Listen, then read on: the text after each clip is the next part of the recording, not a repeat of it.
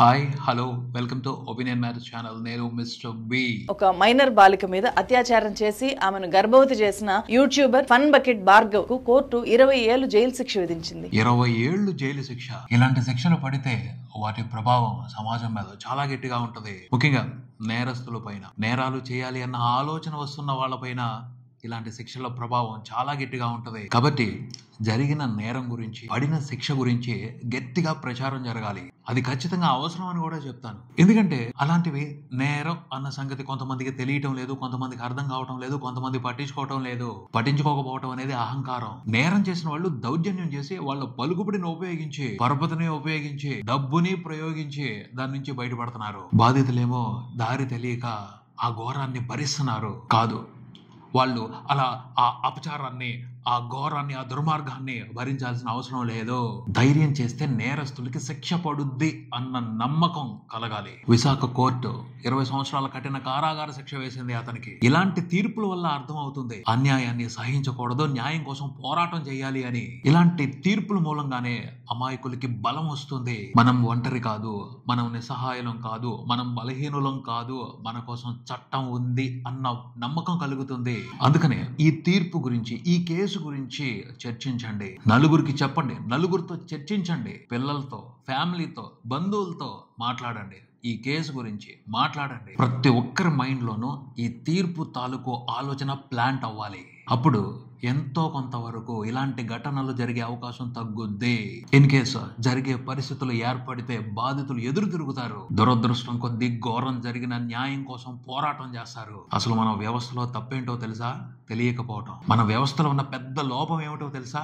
ఏది ఘోరం, ఏది అన్యాయం, ఏది నేరం అన్న సంగతి చాలా మందికి తెలియకపోవటం. అదే చాలా మంది నేరాలు చేసే వాళ్ళకి అవకాశం అవుతుంది. సో బలంగా, గట్టిగా ఇలాంటి నేరాల గురించి మాట్లాడితే, చర్చిస్తే అవగాహనతో ఉంటారు.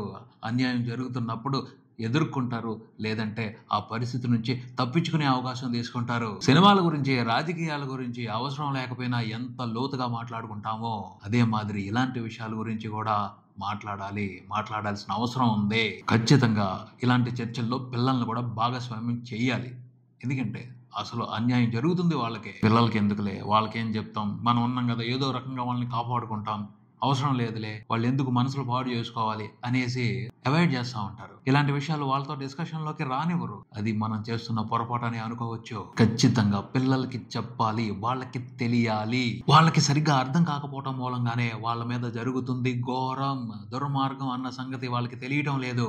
మైనర్ పిల్లల పైన అత్యాచార ఘటనలు, లైంగిక వేధింపులు, లైంగిక దాడులు బయటికి వస్తున్నవి కొన్నే, పోలీస్ స్టేషన్ లో కేసులుగా నమోదవుతున్నవి కొన్నే, కోర్టుల దాకా వెళ్తున్నవి కొన్నే, బయటికి రాకుండా వేదనగా మిగిలిపోతున్న కేసులు ఎన్నెన్నో. ఎందుకంటే బలహీనత కారణం కావచ్చు, భయం కారణం కావచ్చు, పరువు కోసం ఆగిపోవచ్చు. ఇలా చాలా కారణాలు ఉన్నాయి. భరిస్తున్నారు చాలా మంది. భరించటం ఇలాంటి నేరాలకు సంబంధించి సరైన పరిష్కారం కాదు. ఎందుకంటే జరిగిన అన్యాయం, జరిగిన ఘోరం, జరిగిన దుర్మార్గం బాధితుల్ని జీవితాంతం మానసికంగా వేధిస్తూనే ఉంటుంది. శరీరం మీద జరిగే దాడే కాదు అది, మనసు మీద కూడా జరిగే దాడి. ఆ మానసిక వేదనని భరించడం కష్టం. ఆ మానసిక వేదనకి ఎంతో కొంత ఉపశమనం దొరకాలి అంటే నేరస్తులకి శిక్ష పడాలి. శిక్ష పడింది అని తెలిసినప్పుడు, అన్యాయానికి న్యాయం జరిగింది అని తెలిసినప్పుడు కొంత కాకపోతే కొంతైనా మనస్సు శాంతిస్తుంది, మానసిక ఉపశమనం దొరుకుతుంది బాధితులకి. అంతేగాని మనసులోనే వేదనను పెట్టుకుని కుమిలిపోకూడదు, కుమిలిపోయే పరిస్థితుల్ని కల్పించకూడదు. ఎందుకంటే అది మహా నరకం. సో ఇలాంటి నేరాల గురించి, ఈ నేరాలకు పడే శిక్షలకు సంబంధించి చర్చ జరగాలి. కుటుంబంలో చర్చ జరగాలి, పిల్లలతో చర్చ జరగాలి, అందరికీ అర్థం కావాలి. పిల్లలతో, కుటుంబంతో, బంధువులతో కూర్చుని ఇలాంటి విషయాలు చర్చించడం అనేది అసలు తప్పే కాదు, అవసరమైన విషయాలు ఇవి. ఇంకో విషయం ఏమిటి అంటే, చిన్న పిల్లల పైన లైంగిక దుర్మార్గానికి సంబంధించి ఎక్కువ మంది నిందితులు బంధువులే ఉంటున్నారు, తెలిసిన వాళ్ళే ఉంటున్నారు. సో కుటుంబ సమావేశాల్లో ఇలాంటి విషయాల గురించి చర్చిస్తే అందరూ అలర్ట్ గా ఉంటారు. అలాంటి ఆలోచన ఉన్న వాళ్ళు జాగ్రత్తగా ఉంటారు, ఒళ్ళు దగ్గర పెట్టుకుని ఉంటారు. అందుకే చెప్పేది, ఇలాంటి విషయాల గురించి బాహాటంగా అందరూ కూర్చుని డిస్కస్ చేయాలి. చిన్న విషయం కాదు, చట్టం చాలా పవర్ఫుల్. పోక్సో కింద బుక్ అవుతే 20 సంవత్సరాలు జైలు శిక్ష పడుద్ది, అంతకు మించిన నరకం ఇంకొకటి ఉండదు అని చర్చ జరగాలి, అందరికీ తెలియాలి. అందుకనే చెప్పేది, ఇలాంటి శిక్షల గురించి, ఇలాంటి కేసుల గురించి ప్రచారం జరగాలి. ఇలాంటి మంచి మంచి తీర్పుల గురించి ఖచ్చితంగా బలమైన ప్రచారం జరగాలి. అలానే ఇక్కడ ఇంకొక విషయం కూడా ఉంది. పోక్సో చట్టం కింద శిక్షలు పడుతుంది ఎక్కువ మందికి సామాజికంగా తక్కువ స్థాయిలో ఉన్న నేరస్తులకే, బ్యాక్గ్రౌండ్ సరిగ్గా లేని వాళ్ళకే తొందరగా విచారణ పూర్తయిపోతుంది, తొందరగా శిక్షలు పడుతున్నాయి అన్న ఆరోపణ కూడా ఉంది. ఇన్ఫ్లుయెన్స్ లేదు, ఫోర్స్ లేదు, ఆపట్లేదు.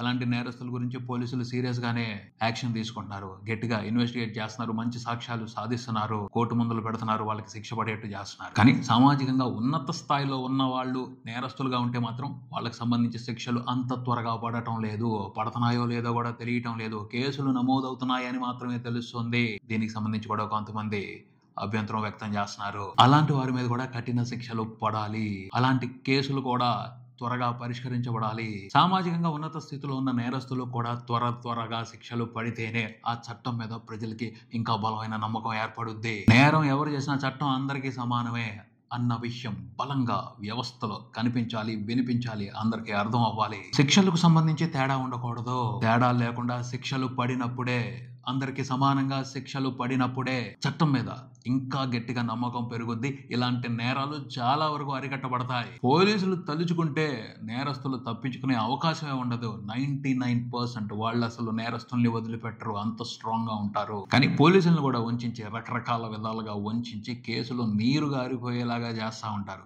ఇన్ఫ్లుయెన్స్ ఉన్నవాళ్ళు, డబ్బు ఎక్కువ ఉన్నవాళ్ళు. అది మనకు తెలియని సంస్కృతి కాదు, మన సమాజంలో అలవాటైపోయిన సంస్కృతే.